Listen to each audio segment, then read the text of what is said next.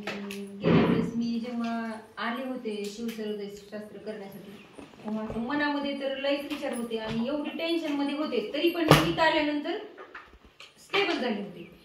मग त्याच्यानंतर इथून मी ज्ञान घेऊन गेले. मॅडमने सांगितलं मला म्हणजे काय करायचं कसं करायचं. त्याच्यानंतर मी केलं आणि नोव्हेंबर मध्ये आलता का डिसेंबर मध्ये? आता नोव्हेंबर मध्ये आलत्या. हा, तेव्हा मी मॅडमला असं म्हणजे माझी पूर्ण काहीच माहिती नव्हती मॅडमला. मग गेल्यानंतर मी आयुष्य बदलाच्या कोर्सला जॉईन झाले होते ऑनलाईनच्या सुदर्शन पिरॅमिडच्या ह्याच्या वेबसाईटला. मग तेव्हा मॅडमने मला सांगितले की तुम्ही मला कॉल करा. मग मी मॅडमला कॉल केला आणि एकही गोष्ट मी त्यांच्यापासून लपून ठेवली नाही की माझी पूर्ण कंडिशन मी त्यांना सांगितली. शिकवताच शास्त्र सांगत होते मॅडम, मी कर्ज वगैरे झाले, हे झालंय ते झालंय, शिकवतानाच चाललंय. म्हटलं मी हा नियम पाळा. हा सगळं सांगत म्हणजे मॅडमनी जे नियम सांगितले की कस्टमर करताना तुम्ही ते पूर्णांगाला कस्टमर ठेवा आणि आता तुमचं देणं आहे तर सुरुवातीला तुम्ही त्यांना द्यायला लागा.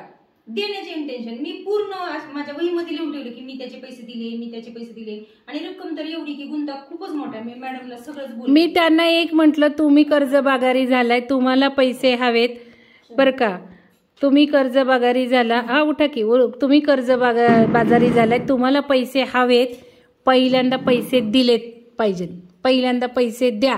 पैसे येणारच आहेत, कुठनं येणार आहेत तो विचार करायचा नाही, लगेच आले. मॅडमने सांगितलं आणि त्यांनी मला सांगितलं होतं की तुम्ही 15 दिवस थांबा, 15 दिवसाच्या नंतर तुमचं पूर्ण व्यवस्थित होणार आहे.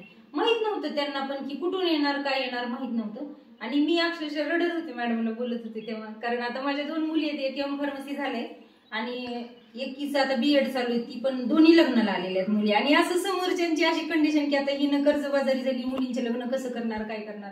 तरी पण मी आणि माझ्याजवळ आता कोणच नाही, मी एकटीच राहते. मॅडमला पण मी सांगितले ते नका सांगू, तेवढं नका सांगू. कारण मॅडमचं कसं आहे की पर्सनल सुद्धा हे झालंय, घर सगळं म्हणजे आपण म्हणतो ना प्रॉब्लेम आले की सगळीकडनं तसंच होतं. मग मॅडमनी सांगितलं तसं माझं म्हणजे जे पैशाची रक्कम होती तर कुठून येणार काय येणार, रक्कम तर मोठी होती.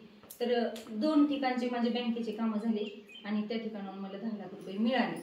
आणि मी असं म्हणते की माझ्या हातावर, माझ्या मनगटावर आणि मंगल मॅडमची एवढ्या प्रेरणेने मी एवढी उभा राहिले की मला जेव्हा टेन्शन येते तेव्हा मी फक्त ध्यानच करते त्याच्याशिवाय. मॅडम कर्ज वाल्यानी काय सांगितलं होतं, तुम्हाला मिळत नाही पण तुमच्याकडे बघ, ते नियमात न बसता म्हणजे थोडंसं अवघड असतं ना. कसं लोकांनी सांगितलेलं होतं की त्या बँकेत माझं खातं नव्हतं, काहीच नव्हतं.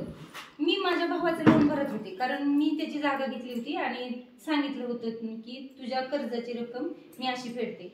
मग त्या बँकेत काही माझं अकाउंट नव्हतं काही नव्हतं. ते जेव्हा मी त्या लोकांना फोन करून सांगितलं की त्याची रक्कम तुम्ही त्याला मागू नका, मी भरते ती रक्कम. मग माझं खातं नसताना त्यांनी सांगितलं की मॅडम तुमचं नेचर एवढं छान आहे की तुमच्या भावाचं तुम्ही लोन भरताय म्हणल्यानंतर तुम्ही स्वतःचं का नाही भरू शकणार. आणि एवढं करून त्यांनी धाराशिवहून वाशीला त्यांच्या नियमामध्ये नसताना 800 पर्यंतच त्यांचं ते डिस्टन्स नियम होता. तर तिथून वाशीपर्यंत आले आणि वाशीला येऊन व्हिजिट देऊन माझ्या दुकानामध्ये पूर्ण मटेरियल बघितलं. 20 लाखाचं मटेरियल आहे माझ्या दुकानात. पूर्ण व्यवस्थित त्यांनी फाईल स्वतः तयार केली माझ्या दुकानामध्ये बसून आणि माझं काम केलं. खूप छान. आता एक पॉईंट मी ऍड करते. बस मॅडम, एक पॉईंट ऍड करते. आता 1 का 1.5 महिना झालाय बरोबर, त्या सगळ्या विवंचेतून बाहेर तर पडल्या, आता अजून फास्ट झालं असतं. आणि जवळजवळ 15 दिवस तर झाले तुम्ही गुड न्यूज दिली ती, हे सगळं झालं, लोन सँक्शन झालं. आता त्यांनी मला न राहून लगेच बसमध्ये असताना मेसेज टाकला तर मला राहवलं नाही, मी लगेच फोन केला, म्हटलं काय झालं. तर मग त्यामुळे मी बसमध्ये, पण त्यांनी मला सगळं सांगितलं आहे की बसत नव्हतं नियमात, डिस्टन्समध्ये बसत नव्हतं. पण तो म्हटला तुम्ही चांगले आहात, ऊर्जा काम करते ना इथे आणि मग मी देतो वगैरे.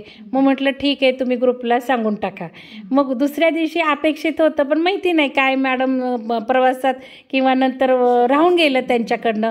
मी म्हणते अहो मॅडम टाकलं होतं पण ते थोडंसं डिटेल नाही टाकलं, असं झालं. आणि मग नंतर एक कागदपत्र अडकले त्यांनी लिहिलंय, तर ते थोडंसं कागदपत्र अडकून थोडा डिले झाला. आपलं हे कन्सिस्टन्सी असणं गरजेचं असतं, चांगल्या ऊर्जेत राहणं, आणि ते झालेलं आहे. आत्ताच मला मॅडम हे झालं की ते कागदपत्र म्हणून पूर्ण झालं, म्हणजे इथे आल्यावरची न्यूज आहे. तर खूप खूप अभिनंदन आणि धन्यवाद मॅडम तुमचे.